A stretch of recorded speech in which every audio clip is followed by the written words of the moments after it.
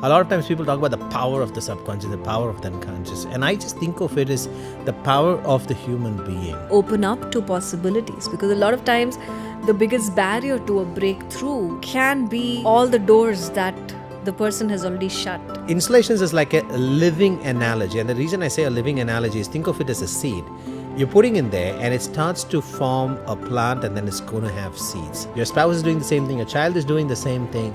Instead of blaming them, saying, these people don't understand, they don't have sense, they're disorganized, instead of saying all that, what if you ask the magical question, what do I have to do differently?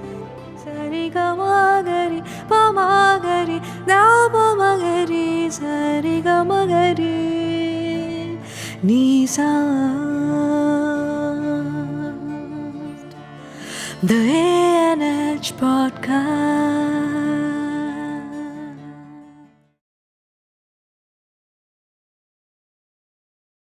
Welcome to the ANH podcast. In this episode, we're going to discuss about the conscious and the unconscious mind. A lot of people may refer to it as the subconscious. And very importantly, how do you drive a transformation so deep down that it becomes automatic and natural for a person? Haruni and I call this as an installation. And in this episode specifically, towards the end, we want to look at how it happens naturally in the world. How none of this is an invention or a creation. It's a natural process.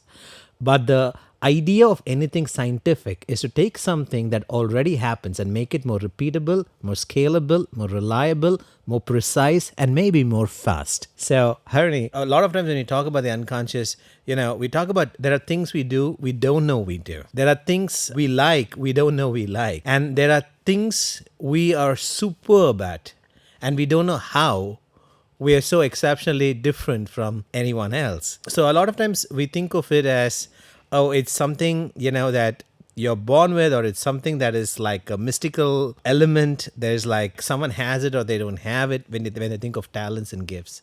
And what we often notice is there's a process, it's an unconscious process. And there's just so much hype around the word unconscious, and especially the software of the brain. One person even came and asked, oh my God, isn't it like something that God has designed for you, the software? So how can you go about changing it? So there's so many different angles to explore when we talk about the conscious and the unconscious mind, and especially the power of influencing the unconscious mind. A lot of times people talk about the power of the subconscious, the power of the unconscious, and I just think of it as the power of the human being. Yeah. And everything else is like a subset. And more than thinking about the power of ABC, I think about it as the influencing your unconscious. So there's so much minor shifts if people were to make in the way they approach their utility, their utilization of the things that they're gifted and born with, that they can make full, optimal use of all the things that you inherit by the virtue of being a human. So this is such a vast topic, and we have like one episode to cover and also close with the idea that installations are happening. So and we're going to teach how people can spot it, because we believe that the more you spot it, the easier it is for you to get the skill yourself. Yeah. One can't draw a line saying this is conscious and this is unconscious. Yeah. Unlike some of the older theories about Yeah. this is conscious and this is unconscious. Yeah. Unconscious is simply everything that you are not consciously aware of at any given point in time. Absolutely. And there are a set of things that happens unconsciously which happens, but it's like there's no need for you to go and consciously involve in making things happen. Like you don't have to go and beat your heart. It just happens by itself. Yeah. And you don't have to consciously think about how are you breathing in and breathing out. Like you're speaking, you're doing what you're doing. So there are involuntary systems, and there are some response that the body, you as a human, go through that kind of influences even the involuntary systems, like the heart beating. And then there are also voluntary systems, like walking. And there are involuntary muscular clusters that are utilized.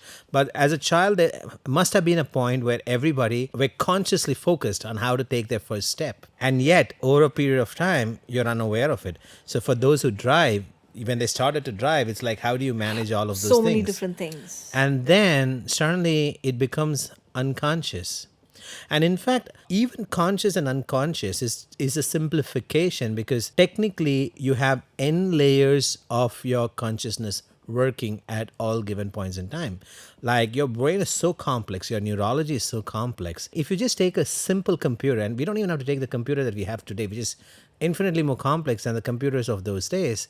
But if we go back in time and take one of those first personal computer that was invented, the CPU can process one instruction at a time, and that's all they can do. They can process one instruction at a time. So the early terminal based computers, it was very simple because you're running one program and it'll go line by line. And then Windows that came out, and I think they came out Windows 3.1 or whatever version, which had like multitasking. You had the mouse.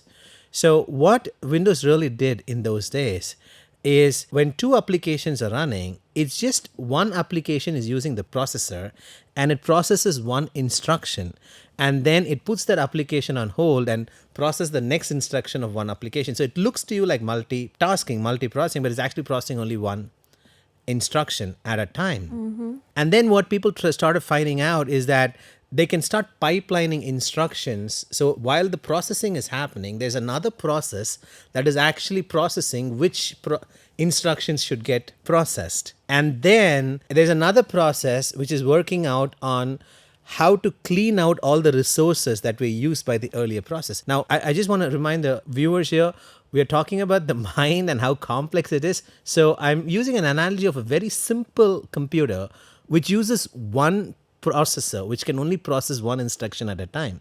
Even for such a simple computer, you had three processes going on parallelly: one for pipelining, one for actually processing, one for cleaning out the resources. Now computers are much more complex. You have processes that can process, they have multi-thread CPUs and they process multiple things parallelly, and still it is not close by a fraction to the complexity of how much we're processing in the brain. Every second we're processing more than billion bits of data. Every second, about trillion electrons are fired every moment. So the idea is it's infinitely more complex. So when you're thinking about humans, there is not one or two things going on. There, your brain is so complex. Like, you have so many layers that are going on. A kitchen set, and say this is the dining table, this is the chair, this is the heater. You can't label things like that, because our brain is also multi-utilitarian, meaning the same thing, thus the same components in the brain are Does many doing things. so many different functions. So it's like continuously, based on the configuration at that moment in the neurology, different parts of the brain are doing so many different things. So John and Richard came up with a simple way to make this complexity easy to understand and utilize. The idea of the conscious and unconscious mind in itself is just, how can we simply represent that fact that so many things are going on so parallelly in a way that it is useful. When we look at chemistry, we have a periodic table. The way the periodic table is represented should have changed, because so many things have changed. But still, the first periodic table, although it was not perfect, it was still a useful table. It allowed chemists to come up with inventions. It served as a model. It served as a model. And I think one of the things that we encourage viewers is to understand there's reality and there are models. And the model is never going to be the precise representation of the reality, because as humans, we have a long way to go before we understand anything in the universe. One of the things that Einstein said is, if the next generation doesn't disprove everything that we have discovered, then they're not progressing. He was anticipating that they disprove all the progress until now. So that doesn't mean, oh my God, did we believe in a lie? Did we believe in something that is inaccurate? No, you believed in a model that allowed you to make use of the reality that you lived in. Like when Newton came up with his theory of inertia and Newton laws, and Einstein came up with relativity, they found out where Newton's law don't apply. But it doesn't mean, just because it was inaccurate, doesn't mean that the model wasn't useful. So I think there is a benefit to having simplified models. Yeah. So the question is not, which is simpler. The question is which is more useful. And when the unconscious involves the conscious mind, the unconscious is expecting some intelligent probes from the conscious, some intelligent probes or questions or certain kind of thinking that can get the unconscious to think and organize and bring in resources or pattern differently. And that's also something. Yeah, we saw that in the COVID. A lot of people who were thinking that they're going to die actually died. Yeah. And one way to think about it is, they were panicked, so they're afraid, so their immunity didn't kick in. Panic and being afraid is normal. If you've ever visited an ICU, in fact, they have different names to describe the conditions people go through when they go to an ICU. It's so normal. You see actually people in hysteria when you walk into an ICU, like they're so lost. So we know from past experience that it's normal for people to panic, for people to feel like they're dying, but they don't necessarily mean they're going to die. And a lot of these people who died thinking that they're going to die from COVID died outside of the ICU. So it was not ICU induced. So it could be their intuition knew that something was going wrong, that something wasn't accurate. And one of the ways we interrupted it is we tell them, hey, when was the last time you had an infection, a respiratory infection, and specifically from the family of coronavirus, because You already every have flu exposure you to have it. had is coronavirus Yeah. already. It may not be COVID, but it's coronavirus, the same family. So when we do that, now the conscious mind, and you said the conscious mind has to probe or direct the attention to the inside world and sometimes to the outside world. And in this particular case, we're directing the attention to make a case history of all the time you have resourcefully handled a corona infection. Now, most people may know already that when you take an antibiotic, you're just stimulating the body to produce the response or to fight an infection. We tell the conscious mind to tell their unconscious. We tell the person to ask themselves, what are the set of times you recovered resourcefully from corona? Now, what it does, and I think we spoke about transderivational search in one of the previous episodes, what it does is it sends the attention of the unconscious mind in a new direction. Instead of From it being goes. lost Yeah. with the whole signals and noises and everything together, And- to be able to yeah. direct the attention specifically to the useful things Yeah. that's likely gonna give them a solution or an answer or Yeah. something that's gonna actually be helpful. So in those particular scenarios, unconscious is screaming, hey, I need your alert. I need your attention because something is going wrong and I don't know how to handle it in your body. And the best thing the conscious mind can do is point them towards where the unconscious might find the answer. And a lot of times it's from the past experiences of having recovered. Now, this is true for when you lost a key. You ask, okay, how can I find this key? Yeah, and when you ask that question, you're actually directing the attention of the unconscious to a solution. But if you were to ask, why am I like this? Why do I keep Why am I so forgetting? forgetful? Now your unconscious goes and starts digging all the reasons why you might be forgetful. And so it's really a dance between the conscious and the unconscious mind. And there's an automatic programming, and it's oversimplification because there are millions of processes that are going on and they're all communicating and coordinating together, of which consciousness is one type of attention which in itself keeps shifting. Imagine that you're sitting somewhere in a place that you like, and maybe at that time your attention is on the things that you're seeing, and maybe at that time something comes and touches your leg.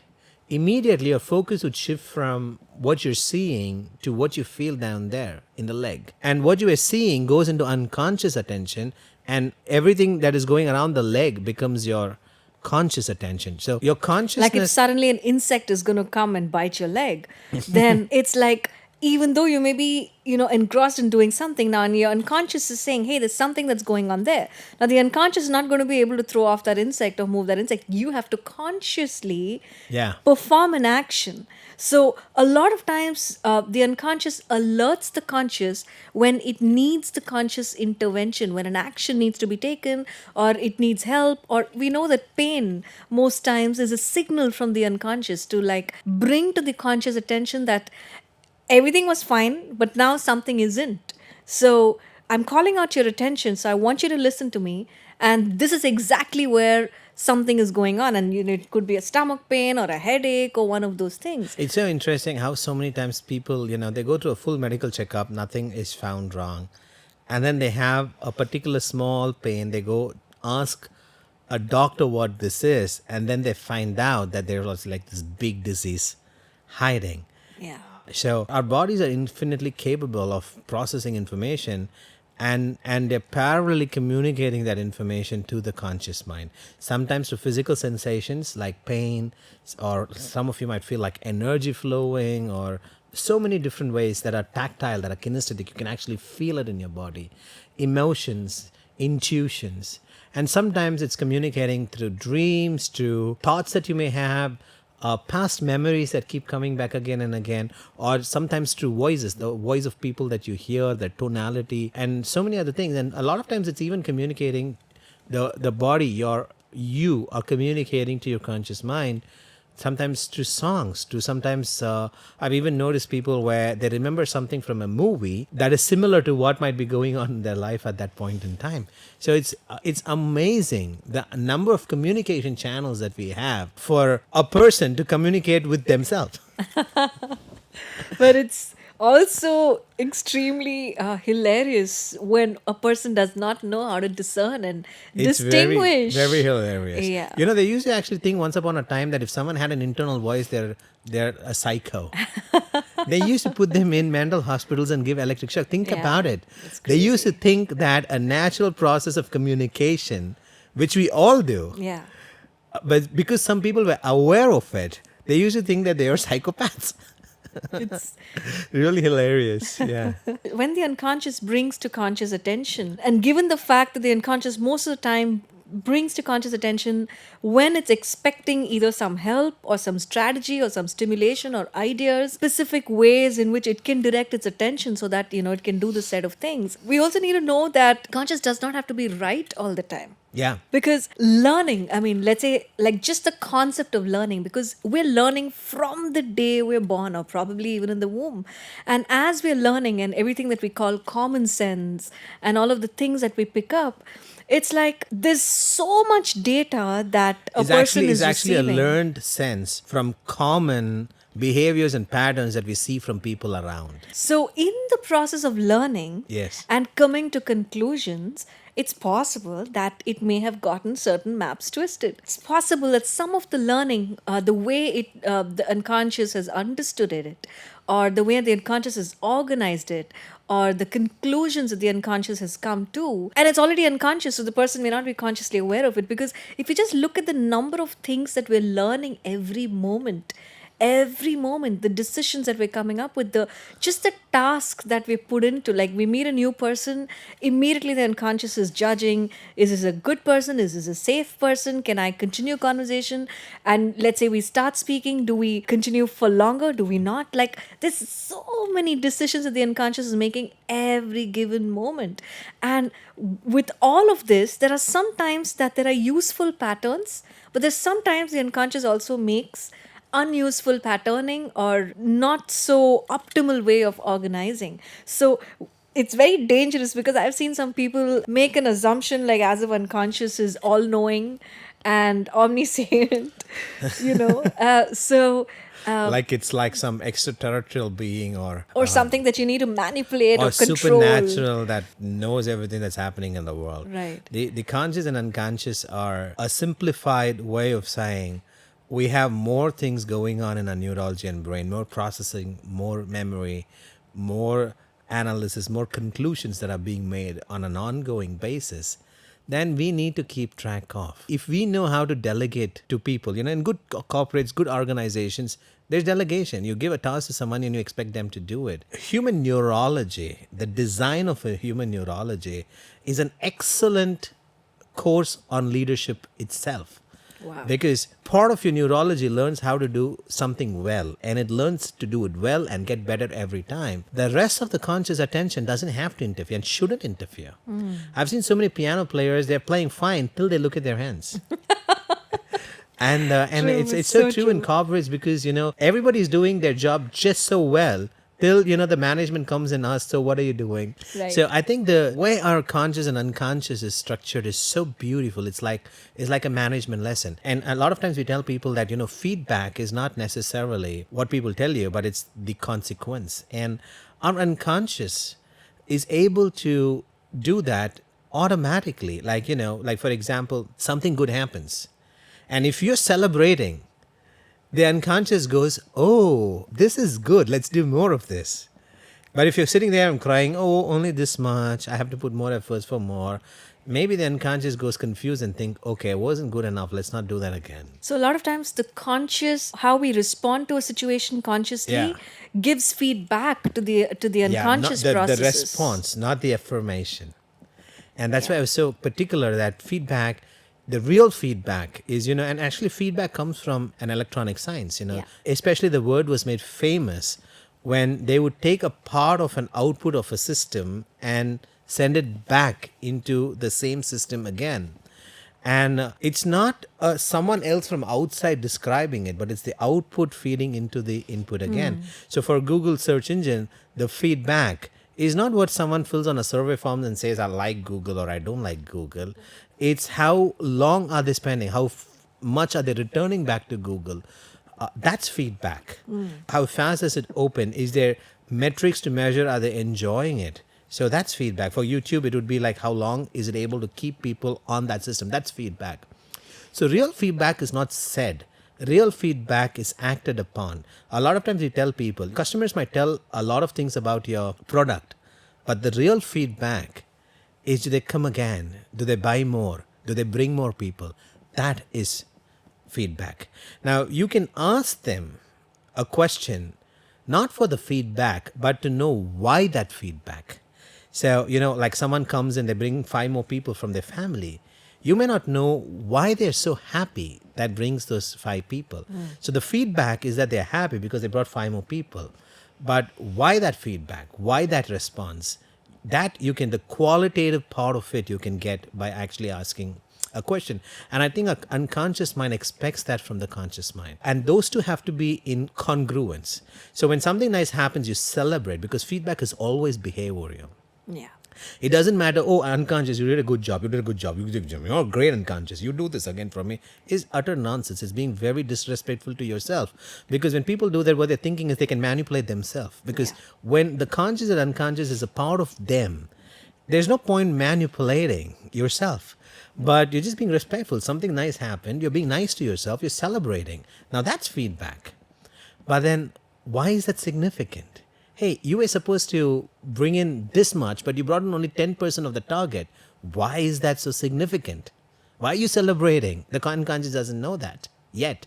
But the conscious can go back and give that qualitative information saying, the fact that you brought 10% means we've crossed the threshold. From here, the other 90% is easier, or whatever is the meaning. For a lot of times when they're writing a book, they're finished their first chapter means that that they go through and finish the entire book. A lot of people can't do that. So the conscious mind is educating the unconscious mind continuously. It's chunking up. It's looking at the overall meaning of things. And through behavior, you educate.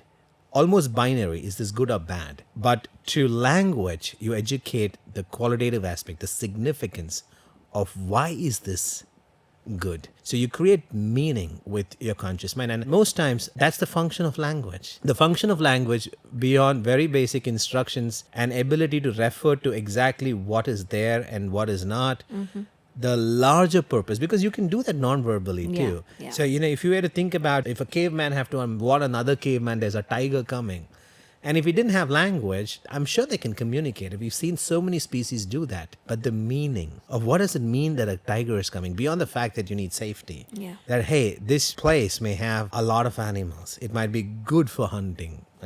Or it might be dangerous to stay here, or we need to migrate, or why we need to migrate, or maybe we need to stay here, it's safer than the other places. So the meaning, that's where language plays a role. Conscious mind and the language are very, very, very interconnected.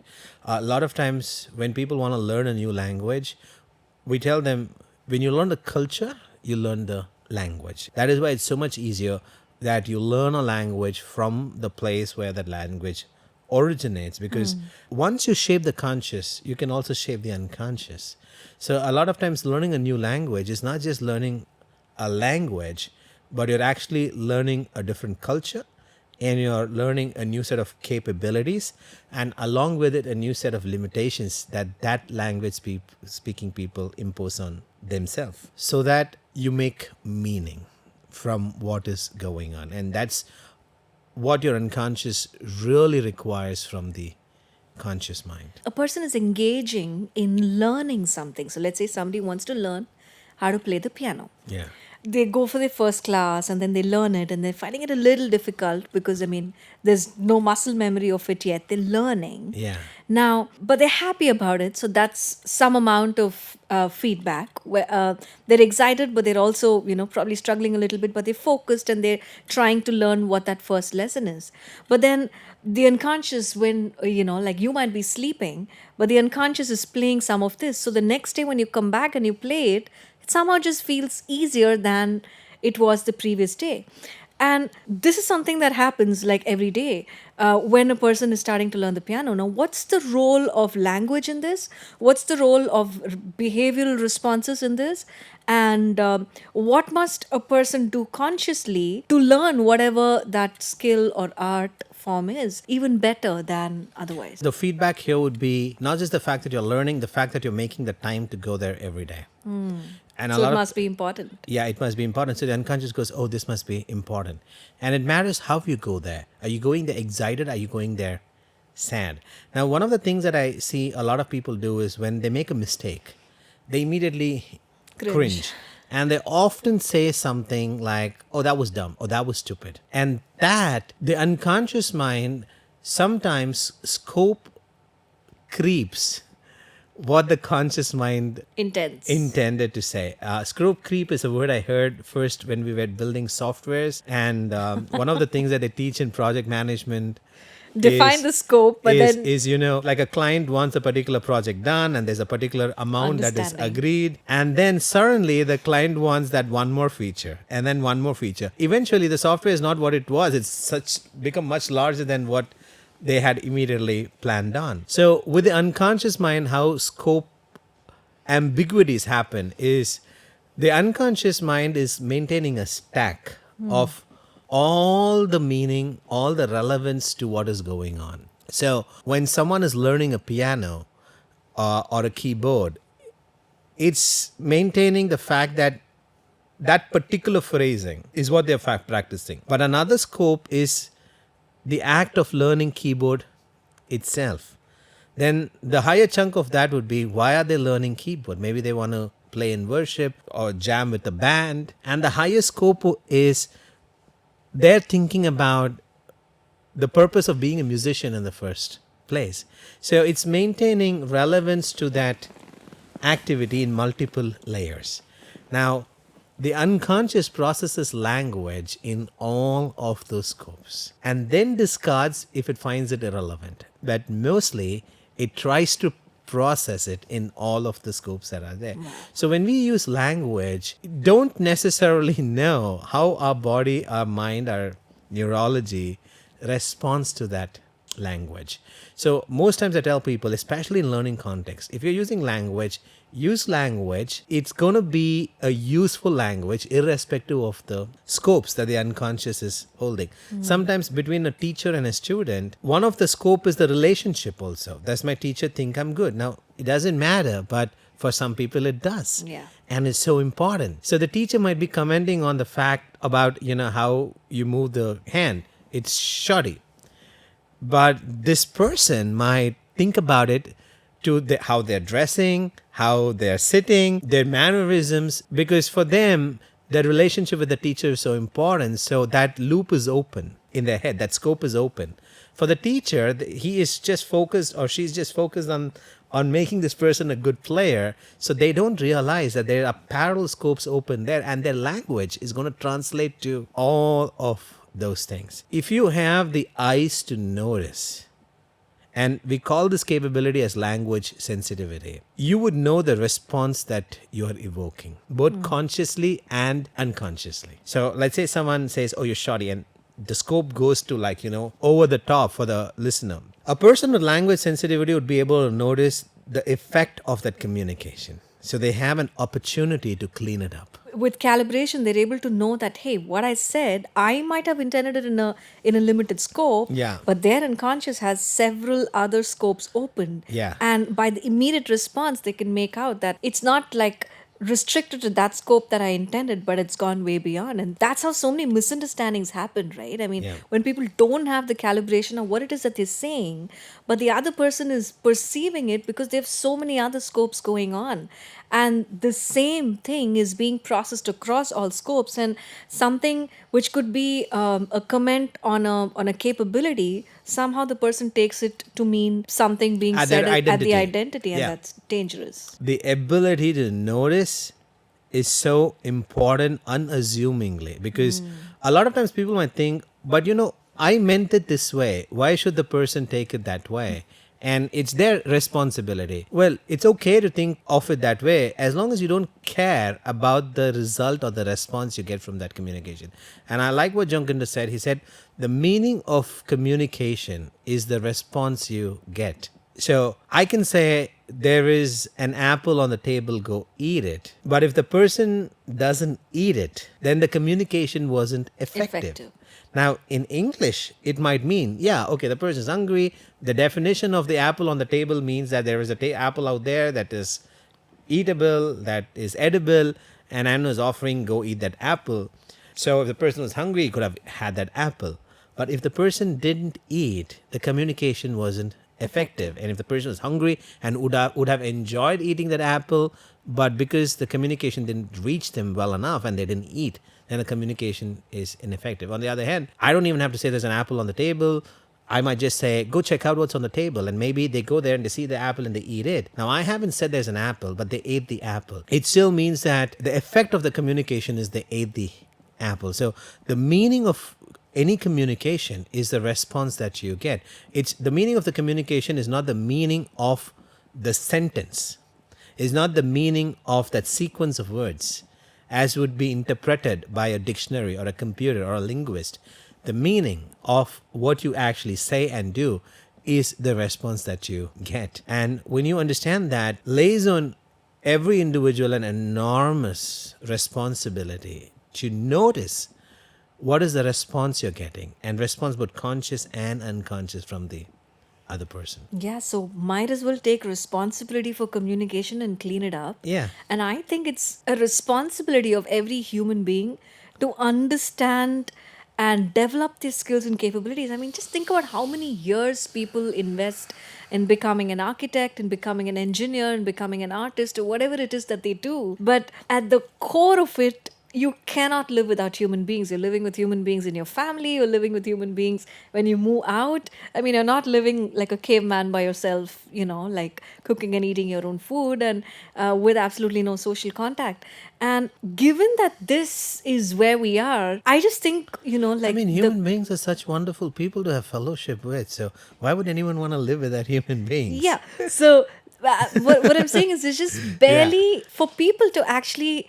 How do people develop this capability that you're talking about? Like, how can they discern conscious and conscious, misalignment, conscious and conscious? What kind of communication is being processed? How can they learn better how to communicate with different people differently? It feels like as if it's a journey of a lifetime, and there's no time to just do what they're already doing, and then there's so many struggles. It's not possible to like park aside everything and come and join a university. I think a simple tweak to the attitude would make everybody a better learner. And the attitude is, there is no resistant person. There's only a resistant communicator. So you want someone to do something at work, and if they're not doing it, probably you haven't communicated it in a way that gets them to do it well enough. A lot of times with parents, they have to use leverage to get things done with their children. And, sometimes you're influencing someone as a peer. You don't have the positional authority, but the output of your work depends on how well they do it. So that's leadership too. So leadership doesn't mean you have to have a hierarchy set by the organization. Leadership means for your outcome to get better, you are dependent on someone else. How well can you influence there? And now that's the context. So how do you get better at anything? you look at it as a game, and you, not in terms of, when I say game, I'm not talking about it not being important to you, because games often mean it's not important. But when I say a game, look at it as a game, I'm talking about the aspect of the game where you can do it again and again and again and again, and every time you do it, you are better at it. By definition, that's what games do.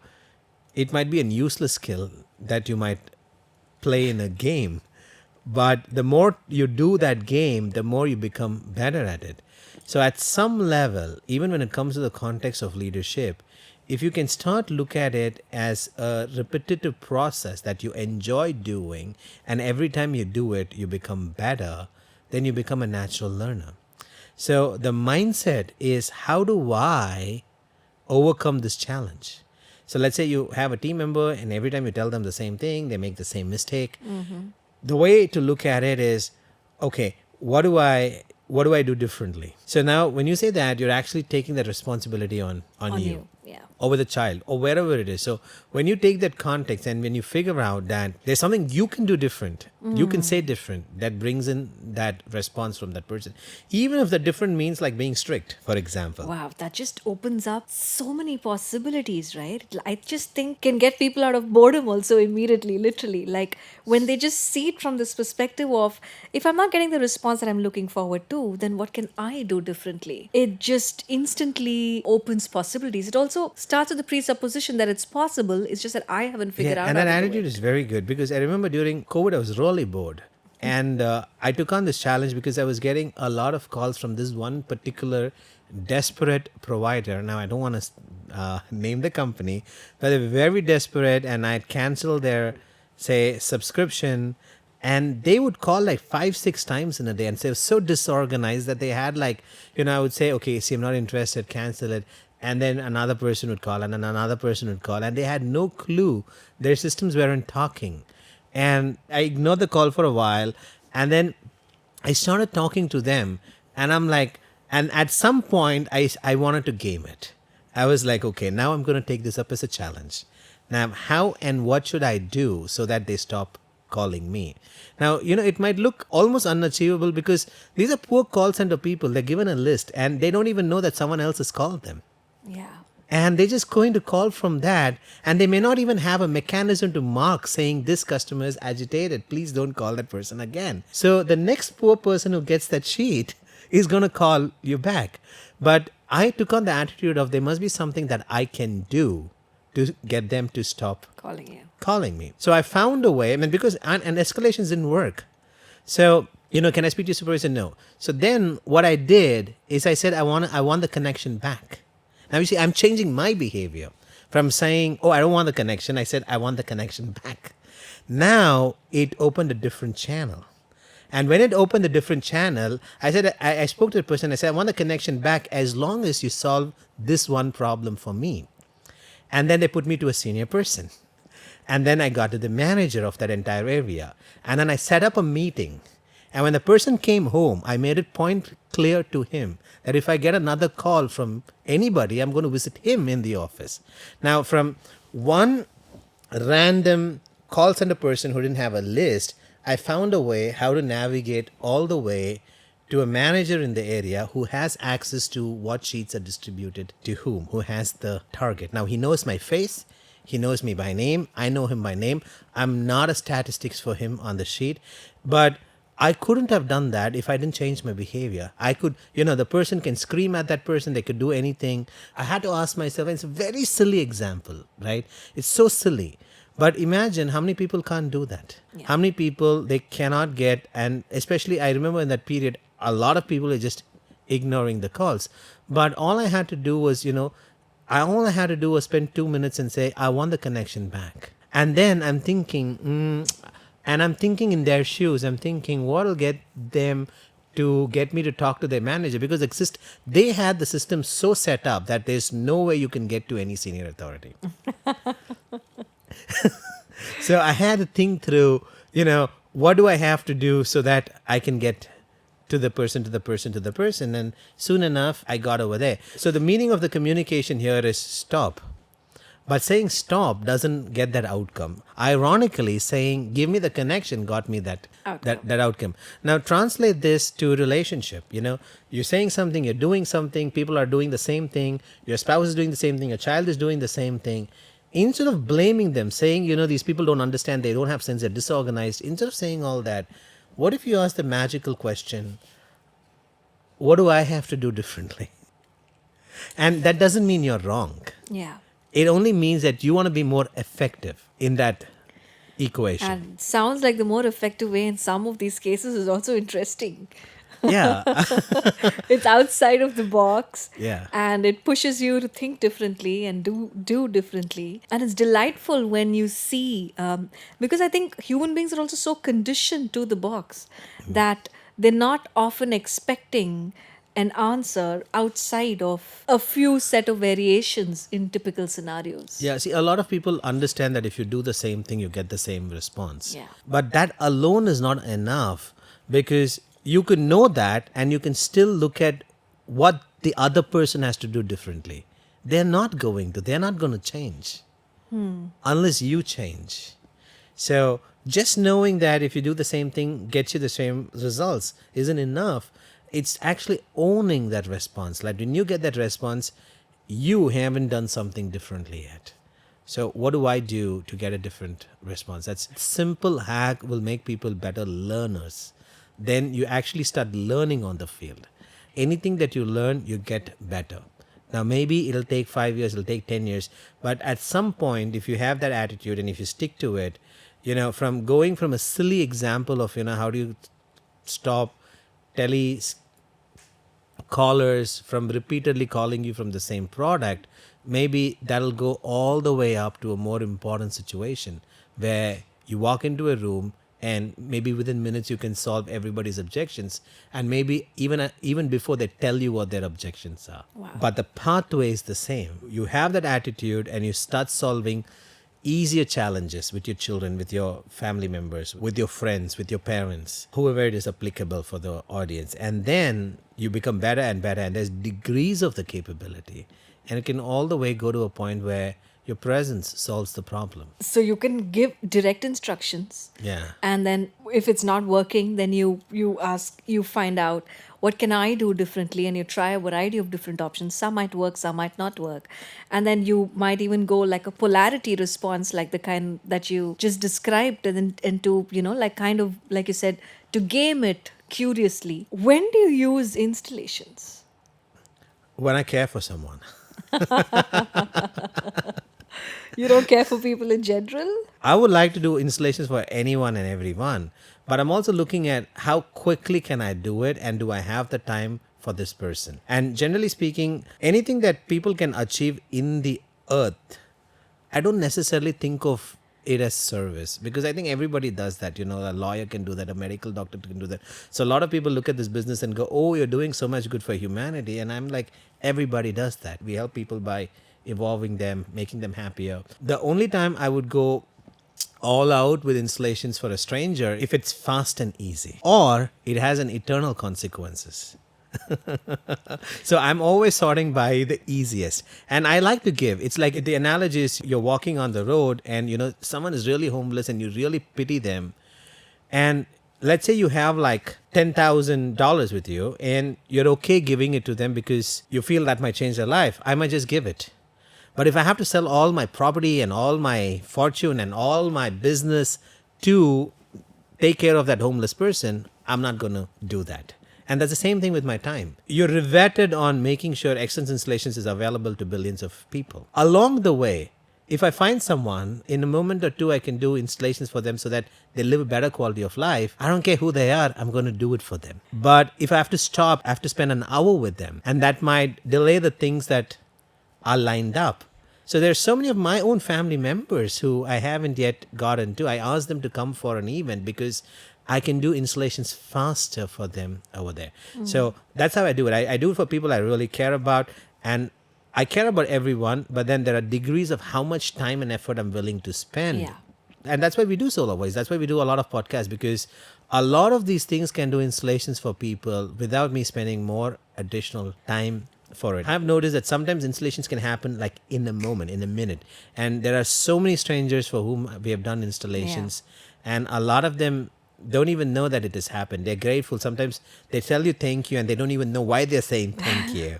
And a lot of times installations are also very entertaining for me. Like, like the other time I would do installations when it's not quick, or it doesn't have an internal consequences for them, is if it's entertaining, because some people you just like talking to, they're stimulating to you, and as you're having that conversation with them, you are changing the way they think. When I meet people from different fields, I like to as a modeler, I like to take in things that I don't know about their industry, the secrets, and it happens naturally. It's not like I'm searching for that information. I find that really exciting and entertaining. A lot of times people say, oh, you understand more about my industry than people who are 20, 30 years in this industry. And the reason they say that to me is because I do. I really am good at getting information, not because I'm looking at, oh, this is very useful, let's connect the dots. I'm just totally curious, and life experiences and cross-domain mapping that I've already done, that it all just connects so fast in my head. And when I play back that information to them, they get excited because they haven't met anyone who can understand their industry and them and what they're solving as much, like they say, as they find me doing. So they're like so excited, they're like pouring out their mind. And I find that really entertaining. Now, what happens in that interaction is I start finding gaps. And when I start finding gaps in the way they're looking at their own model of their industry or they're thinking about it, I start sharing analogies. I start sharing things in other industries that are parallel but have solved it. And it's very interesting that there are a lot of things that are very, very, very, very, very, very fundamentally missing in one area, in one industry, which is very primitive in another industry. Like when you think about medical science, we all think that it's so advanced. But there was a time when medical science did not have the basic scans. And the technology to do that was being used for 100 years in the ships. So the marine industry had the technology to do the scans that medical science did not adopt for almost a century. So a lot of things, a lot of problems are solved in a different context. And the fact that I've already modeled so many industries and experts and geniuses from so many different industries, it allows me, when I'm having conversations that are stimulating and exciting and I find gaps there, I just start sharing stories about other industries and how they've solved a similar problem without saying that that's what I'm trying to do. And what happens is their unconscious connects the dots. It's like, oh, this is the process doing. Oh, we can solve it here too. And they start looking at the world differently. So there's unconscious education happening for them. So is installations like giving analogies? Is that what installations is? Yeah, installations is like a living analogy. And the reason I say a living analogy is think of it as a seed. You're putting in there and it starts to form a plant and then it's going to have seeds. So when you give an analogy, what happens is they consciously get it, but it doesn't go into the other area of the brain that needs to process it The for various it to scopes, change like it we spoke about. at the various scopes and for it to change behaviorally. But imagine if the analogy is not given as an analogy. They're not connecting the dots then, but they're connecting the dots while they sleep. So there's a structure to installations, right? There's a structure to the delivery of installation. And is it something that you invented, we invented, or is it something that exists? So there's a lot of times there's confusion that people have between what's installation and what is excellence installation. So John Grinder and Richard Bandler became very curious about how Milton Erickson was telling stories and people just changed.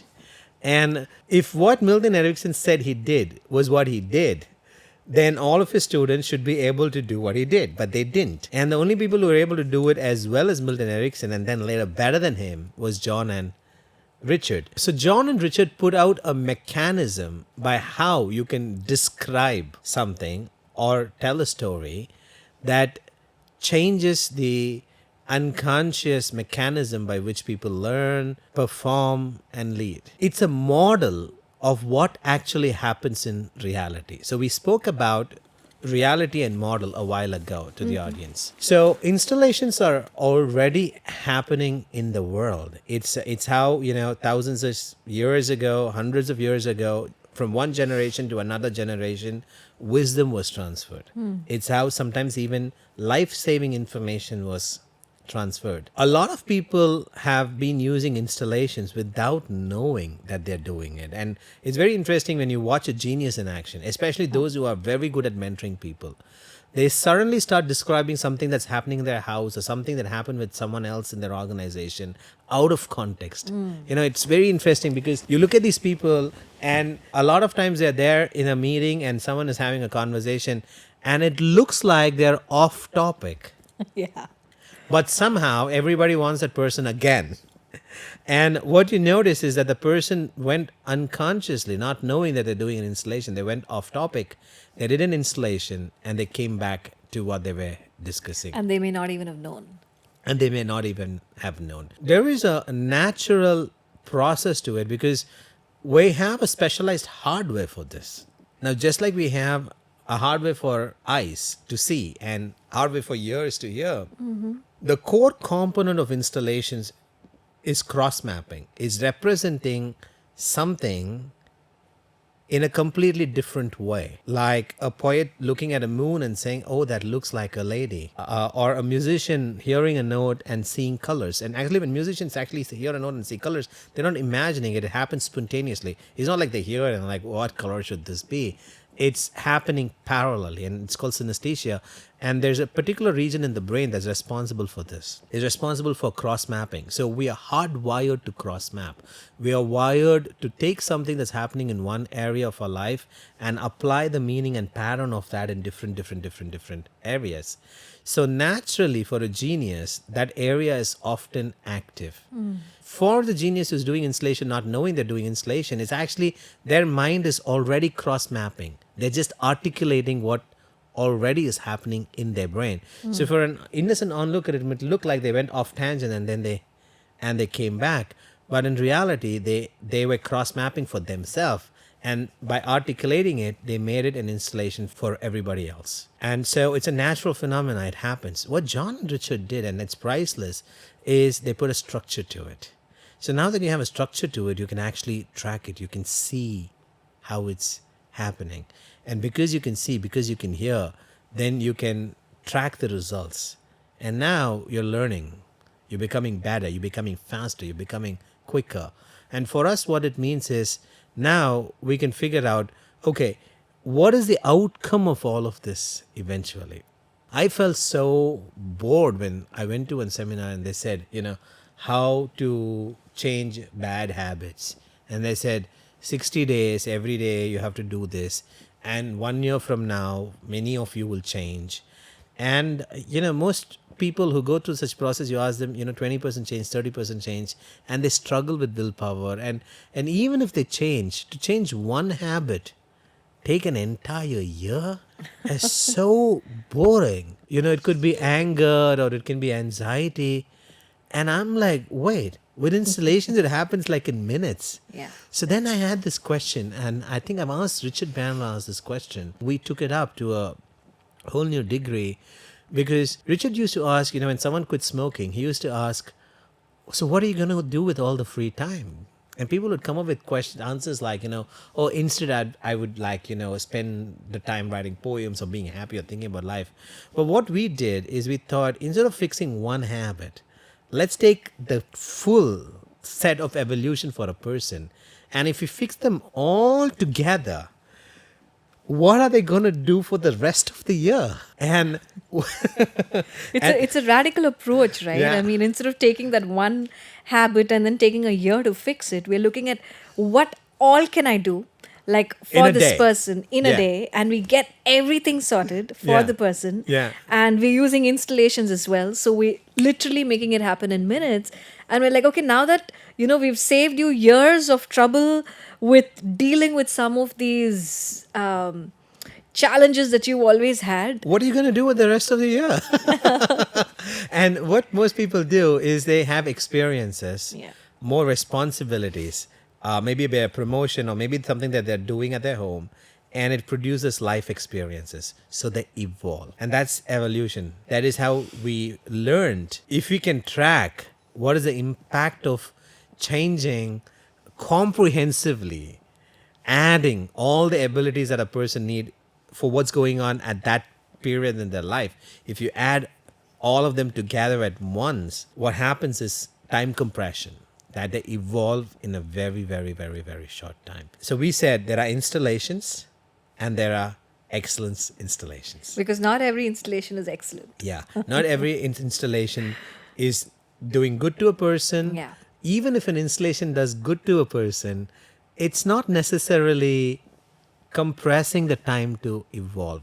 So when you and I talk about excellence installation, we're talking about those installations that produce personal evolution in a compressed time frame. Kinds which create superior capabilities, Yeah. which generate more and more superior capabilities for the person, Yeah. that enables a person to create better and better and better the next degree of life experiences, which they may have probably gotten to in a long time, Like, but they're you know, able to Harni, get there. 11 years ago when we started this company, if you had told me, I know, you know what you and I are going to do? We're going to have about 10,000 plus installations that personally we have done.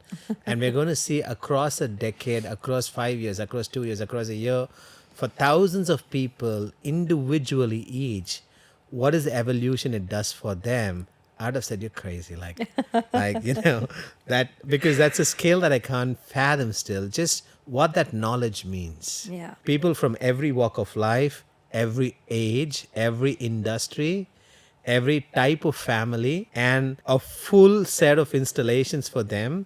And life after that, in how they've evolved and experiences, all that data loaded in your head because And you meet documented them again meticulously. and again and again. I would have said you're joking because it's just so much data. But I'm immensely grateful that it happened. Like the fact that the human brain can just hold so much information to me feels wonderful.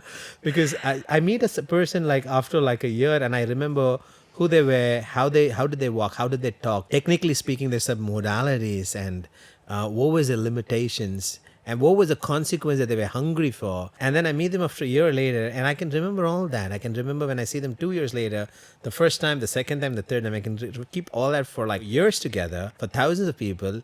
And I wouldn't have ever even imagined that's a humanly possible capability.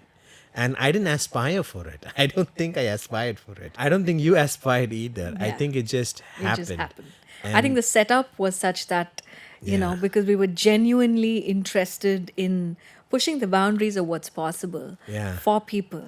Yeah. And I think, and that iterative setup is also one of the things And that that's what I contributed to love making this about the happen. business we do is that we're always looking at what is possible. And if I had told myself that you could remember so much, I wouldn't have believed it. I wouldn't have. And every time someone comes to an up event and we're like, oh, this is also possible, that's also possible, especially when we bring health challenges, it's like, wow, this is also possible. It's really, really, really gratifying. So did you do any excellence installations on me for me to remember these things? I don't know. Maybe we'll have to sit back and remember. I think I may have done some of the conscious, mooting your unconscious to start to think in specific ways. Yeah, I remember I used to hate meeting people. I'm like, you know, I've taught this to people, just get our practitioners, whoever learning, can recommend people, go please get your therapy done by them, your change work done by them. You want to, you know, perform better, go meet these people. I was like, let me just teach and I'm happy with that. And from there, I think we suddenly realized that what you and I were doing differently was with the predictive intelligence. Yeah. Hey, anybody can help you with installations, but which installations will bring about time compression? So that's the personal evolution science. Yeah, and I think that was in motivation excellence for me. So installation. I didn't know we were good at it, and I think possibly we also got good at it because our business was structured to meet people again and again and again, Yeah. even though they're getting results. So a lot of times we used to ask ourselves, like, why are we meeting them? Yeah. And it was just joyful. And then we realized, oh, our predictive intelligence is different from most people who learn how to use these tools. Yeah. Then the game changed to, can we learn to teach people how to improve their predictive intelligence around time compression and And I think decoding some of the work that we've done and in creating such impossible results in record and a lot time. of things that our specialists have helped us with as well, because a lot of times we do a program and they say, oh, you did this installation, you did that installation, and we go back and how did we do this, what did we do? And so because from the stage you just know you're telling stories and you're speaking and you know you're targeting some individuals, and then you come back and the results are more than what you thought. And then someone comes and says, you know, that guy was stammering, but he's not stammering now. Yeah. And then you go back in your mind and what in that narrative And first of all, you're trying to remember what was the narrative. And then you're trying to remember in what point did you see an unconscious response in that person where it looked like there was an installation going on in the eye. And then you're like, oh, this might have what worked with that person. And then you're teaching it to the installation apprentice there. It was a systematic building of the memory and much more that I may not know. It would have been impossible to get to this space Yeah. if we didn't have the skill of installations in the first place, because then we would have been in the rut of where everybody else is stuck with, where you're taking the 1 year to build that one habit, but you Yeah. also had installations, and it's like installations existed all along, and like you said, John and Richard put a structure to it. Yeah. I mean, like recently I've been reading a lot of scripture, and I think every religion has stories written in a particular way, but the particular thing that I've been reading lately is the gospel, and I've noticed that a lot of parables that is described when I'm like reading the scripture, and it's like written in like red color, and so I know that it's words or taken directly from the time of Jesus. So he's speaking in parables. Do you think those are installations? Definitively, yeah. So anything that is not explained and people think, why are you answering this? Why are you saying this? Are like parables or installations. In fact, people used to call me the parable man in the NLP community because in my classes when I was learning, of many modules that you can do with NLP, the metaphors were my favorite. So they first started calling me the metaphor man, and then they changed it to the So, parable Anu, how man. did you discover this fascination? See, because I'm not like a born installation artist, right? Like, I didn't encounter installation. Installation was your thing. And from the time I've met you, the fascination has always been around how you can do this kind of cross mapping. And I don't think that ARC even was activated for me.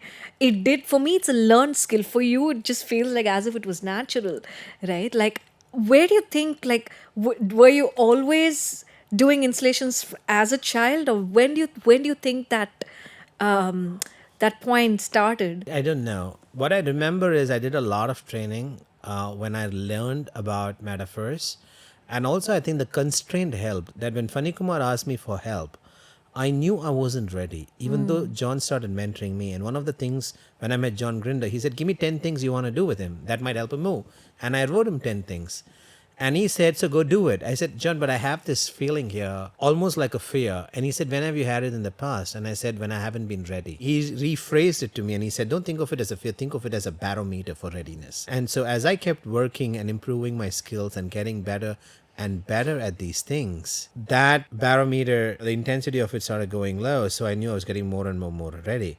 But I did not wait or did not want to wait to start work with Funny Kumar till I felt ready. I wanted to wait traveling to meet him till I felt ready, but I didn't want to wait starting work with him till I felt ready. The only medium I had was email. I had to write to him.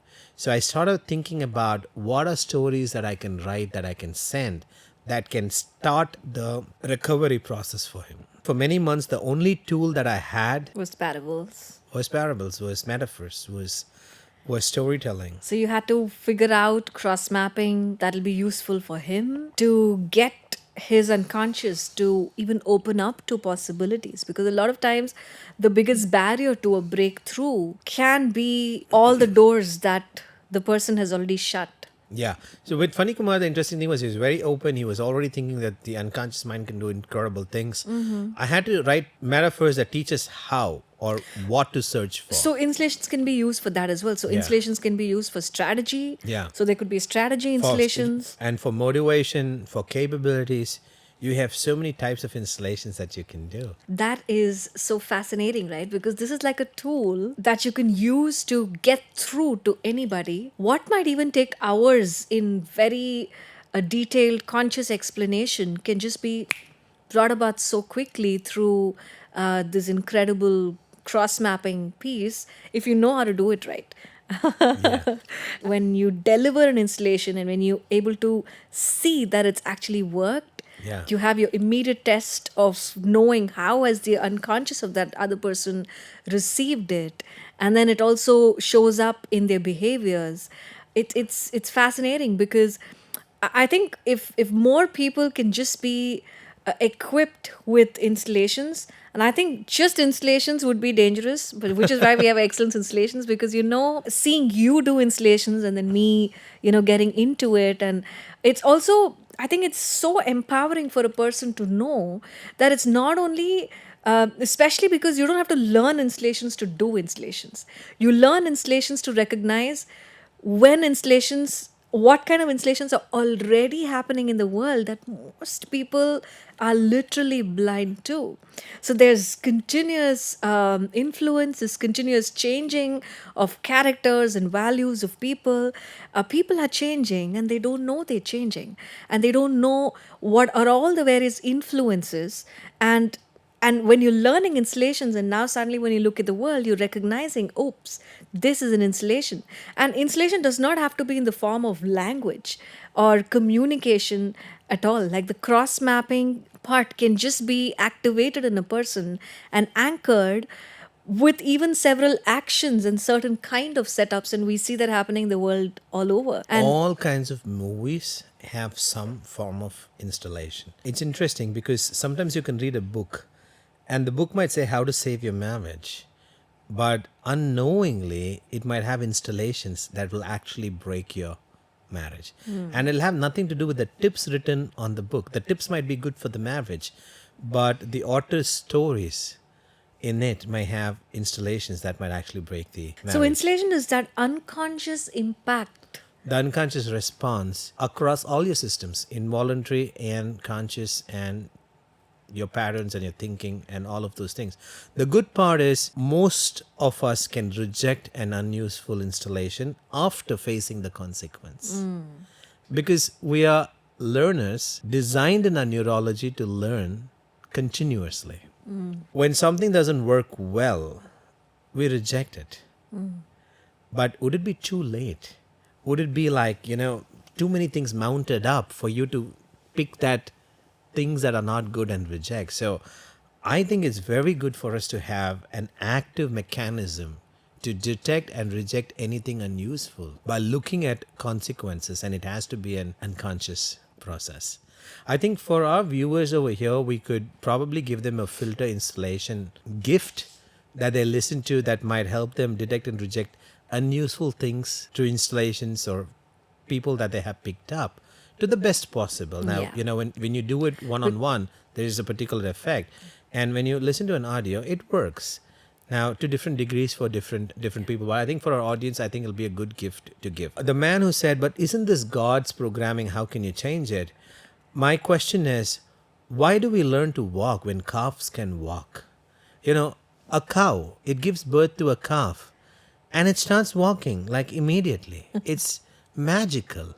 I mean, the God who created cow, couldn't he have made that man, when giving birth and comes out as a baby, start walking too?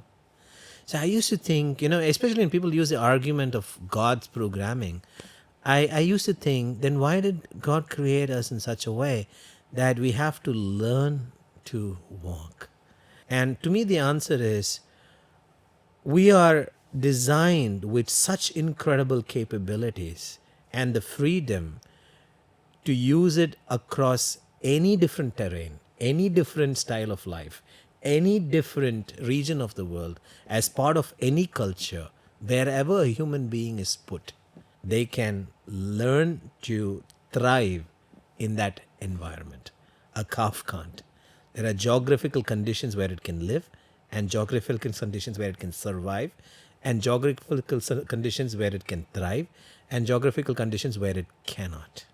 Human beings can. And when you take a primitive animal like a chicken, the first living thing it sees, it starts to model that, thinking it's the mother. It's who it has to become. Humans are created with such infinite ability to continue to learn from people around them.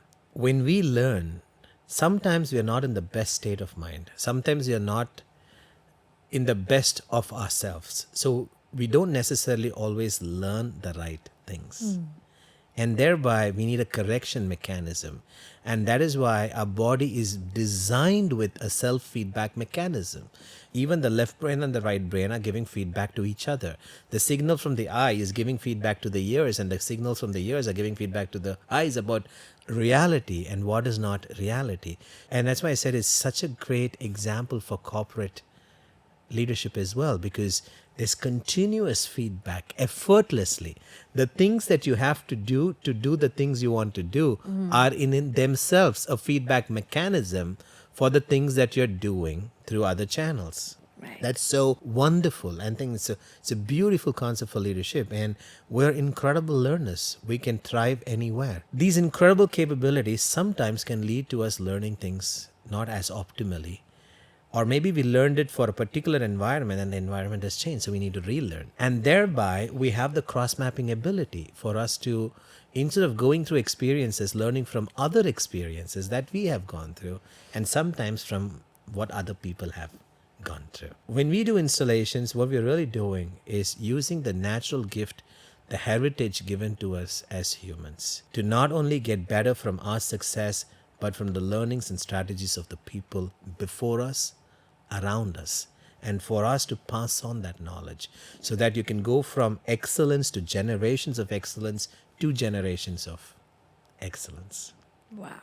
Yes. So we'll see you soon again in the next episode. The ANH Podcast.